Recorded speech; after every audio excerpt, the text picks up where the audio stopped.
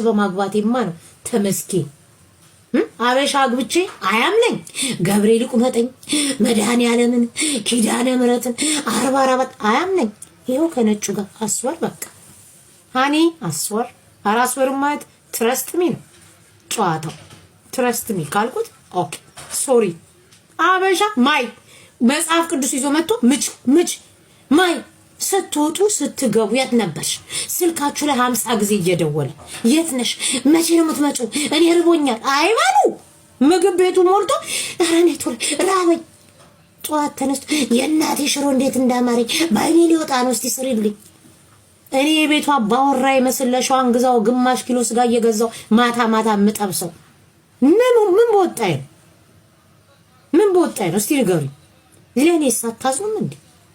ከነጩ ጋር ዌር አር ዩ ስዊቲ?